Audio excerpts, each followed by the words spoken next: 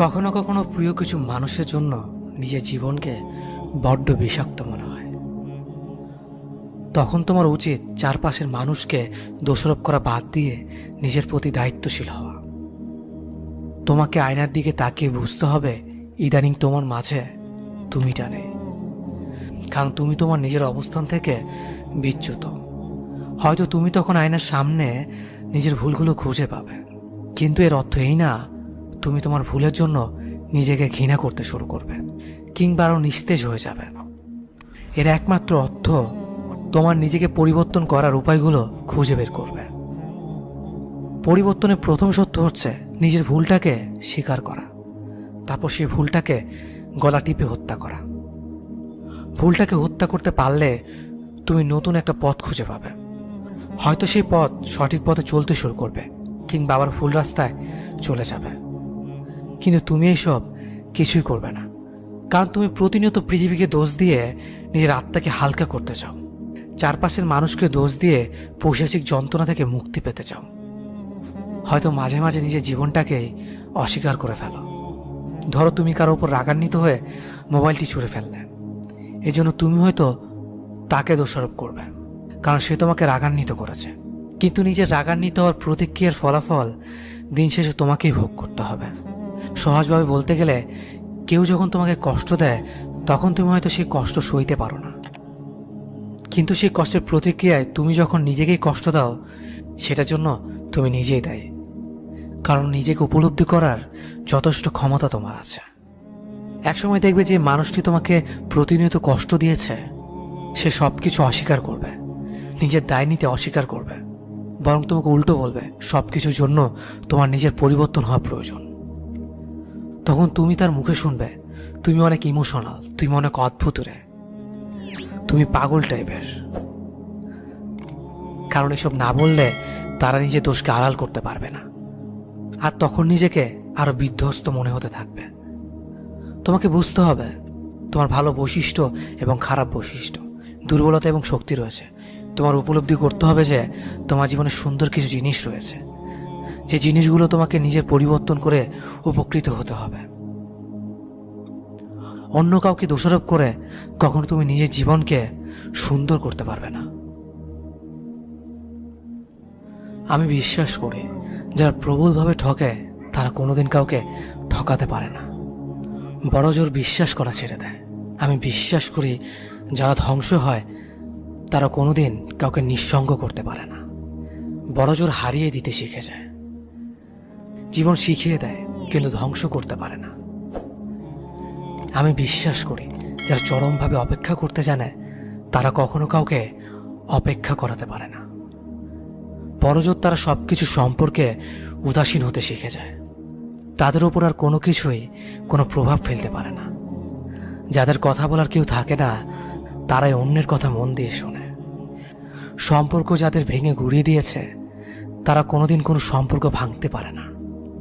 সম্পর্ক যাদের ভেঙে গুঁড়িয়ে দিয়ে গেছে তারা কোনোদিন কোনো সম্পর্ক ভাঙতে পারে না, বরঞ্চ কোনো সম্পর্কে তারা জড়ায় না।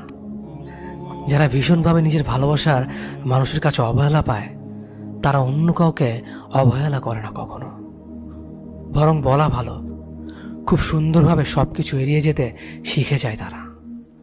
যাদের নিজস্ব গন্ধ কমে যায় তারাই প্রতিটা মানুষের বুকের খুব কাছাকাছি গন্ধটাকে চিনতে পারে। ব্যথা গিলতে গিলতে যাতে গোটা শরীরটা অবশ হয়ে গেছে তারা একমাত্র অন্যের ব্যথা খুব ভালোভাবে অনুভব করতে পারে।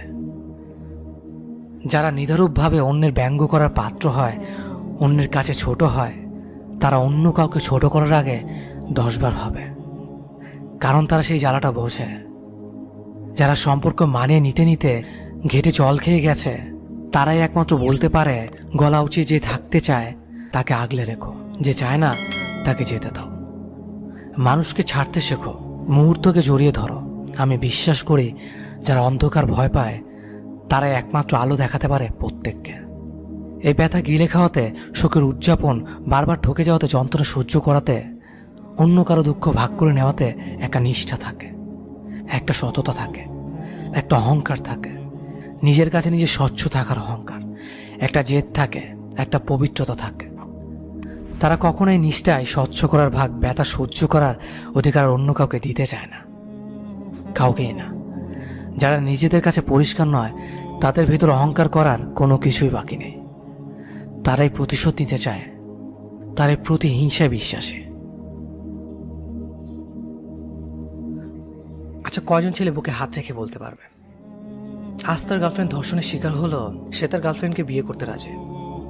কয়জন মেয়েই বুকে হাত রেখে বলতে পারবে তার বয়ফ্রেন্ড আজ সড়ক দুর্ঘটনায় একটা হাত বা একটা পা হারালেও তাকে বিয়ে করতে রাজি? এই দুটো প্রশ্নের উত্তর বের করতে পারলেই ভালোবাসার রিলেশনশিপের মধ্যকার তফাৎগুলো বের হয়ে যায়। খারাপ কিছু ঘটে গেলে সেই মানুষটাকে নিয়ে যদি আপনার লড়াই করে টিকে থাকার মানসিকতা না থাকে, তবে তা আপনার ভালোবাসা নয়, সেটা শুধু রিলেশন মাত্র। রিলেশন হচ্ছে 10 জনকে দেখে আপনি একজনকে বেছে নিয়েছেন তার গ্রহণযোগ্যতা বিবেচনা করে, আর যখন দুর্ভাগ্যবশত তার গ্রহণযোগ্যতা কমে গেলে আপনিও হারিয়ে গেলেন। ভালোবাসার গ্রহণযোগ্যতা আর অগ্রহণযোগ্যতায় কিছু যায় আসে না। ছেলেটি এখনও বেকার, এদিকে মেয়েটির বিয়ের সম্বন্ধ আসছে। মেয়েটি বারবার বিয়ে ভেঙে দিচ্ছে। রাত জেগে চিন্তার চোখে কালশিটে দাগ হয়ে মেয়েটি এখন রাত জাগা ক্লাউন। এটা ভালোবাসা? বারবার সুন্দরী মেয়েদের প্রস্তাব ফিরিয়ে দেওয়া, ছেলেটি তার কালো বেটে প্রেমিকার মাঝে সুখ খুঁজে পায়, এটা ভালোবাসা? স্বামীর 5 বছর জেল হয়েছে, প্রতিদিন সাক্ষাৎ করতে দেবে না যেন স্ত্রী সকাল থেকে জেলখানার গেটে বসে থাকে, এটা ভালোবাসা? এসিড সন্ত্রাসের শিকার, বইয়ের মুখটা চেনা যায় না, তারপর তার স্বামীর কাছে মেয়েটির রূপকথা রাজকন্যা, এটাই ভালোবাসা? শেষ কথা, রিলেশনে জড়ানো অনেক সস্তা ও সহজ ব্যাপার। আজ রিলেশন, কাল রিলেশনশিপ স্ট্যাটাস দেওয়া, পরশু ঘুরতে যাওয়া, যুগল ছবি আপলোড দিয়ে রোমান্টিক ক্যাপশন দেওয়া, কথায় কথায় আই লাভ ইউ বলা, এগুলো সবাই পারে, সবাই। কিন্তু ভালোবাসতে সবাই পারে না। যেখানে ভালোবাসা আছে সেখানে নিজের কাছে একটা অনেস্ট কমিটমেন্ট আছে, আর তা হলো যাই হোক না কেন মানুষটাকে নিয়ে লড়াই করে অন্তত শেষটুকু দেখা। তাই আমি আপনাদেরকে বলবো, নিজের ভালোবাসার মানুষটাকে মন থেকে ভালোবাসুন, নিজের ভালোবাসার মানুষটাকে একটু বোঝার চেষ্টা করুন, দেখবেন আপনার সম্পর্কটা আরো বেশি মজবুত হয়ে গেছে। ভালো থাকুন সবাই আপনাদের ভালোবাসার মানুষটাকে নিয়ে। কোনো মেয়েকে সত্যিকার অর্থে খুব ভালো লেগে যাওয়ার পর তাকে ভালোবাসি বলার আগে ঠান্ডা মাথা চিন্তা করে দেখো তাকে শেষ পর্যন্ত ধরে রাখতে পারবে কিনা। প্রচণ্ড বিপদে মেয়েটা যদি তোমার দিকে হাত বাড়িয়ে দেয়, তাহলে সে হাত শক্ত করে ধরে রাখতে পারবে কিনা। যদি পারো দেন গো অ্যাহেড, আর যদি না পারো তাহলে ভুলে যাও।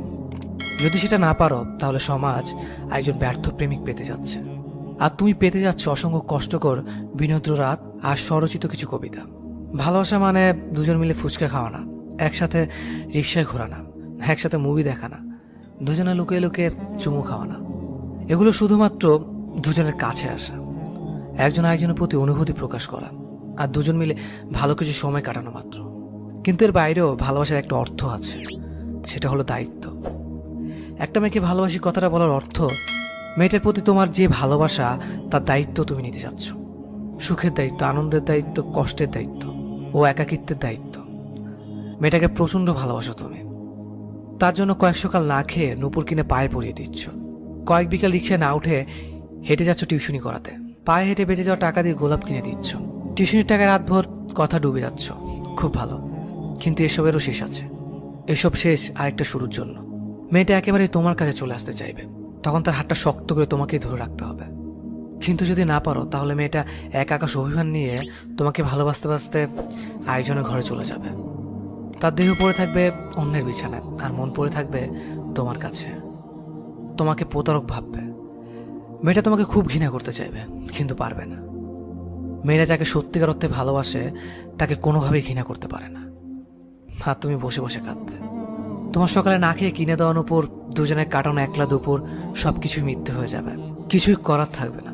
দরকার হলে একা একা থাকো, অনেক সুখে থাকবে।